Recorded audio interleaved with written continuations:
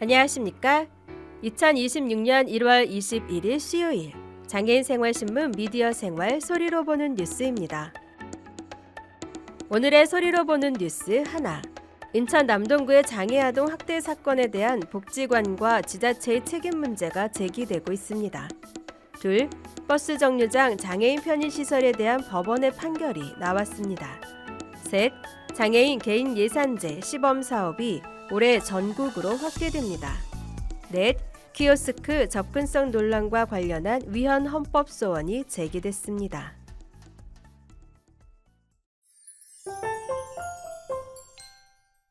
첫 번째 소식입니다. 지난해 12월 인천 남동장애인복지관에서 언어치료사가 수업 중 장애 아동에게 폭행한 사실이 CCTV 점검 과정에서 드러났습니다. 복지관은 즉시 해당 치료사를 업무에서 배제하고 경찰에 신고했으며 같은 치료사의 다른 수업에서도 추가 피해 정황이 확인돼 수사가 진행 중입니다. 복지관은 피해 아동 보호자와의 면담, 심리 지원, 이용료 환불 등의 조치를 취했으며 내부 인권교육과 상담 창구를 운영하겠다고 밝혔습니다. 하지만 피해자 가족들은 치료가 아닌 폭행이 있었다며 구조적 문제를 지적했고 인권 실태 조사와 재발 방지 대책을 요구했습니다.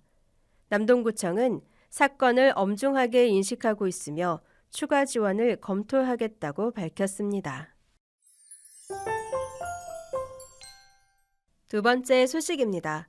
장애인 단체와 당사자들이 버스 정류장의 접근성 부족을 이유로 서울시 등 8개 지자체를 상대로 차별 구제 소송을 제기했습니다. 법원은 일부 지자체에 대한 편의시설을 설치하라는 판결을 내렸지만 같은 장애 유형임에도 청구 결과가 달라 형평성 문제가 제기됐습니다.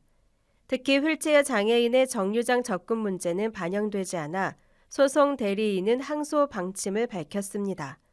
장애인 단체는 이번 판결이 접근성 문제를 사회적으로 환기한 계기가 됐다며 제도적 개선을 촉구했습니다.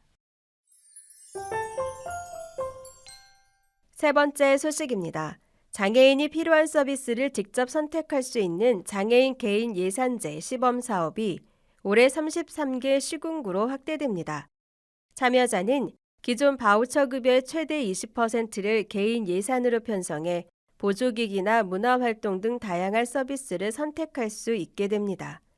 인천시에서는 계양구가 새로 참여해 지역 장애인의 서비스 선택권이 넓어질 전망입니다. 복지부는 오는 5월부터 6개월간 제도를 운영하고 현장 지원과 안전성을 강화해 제도 정착을 도울 계획입니다. 네 번째 소식입니다.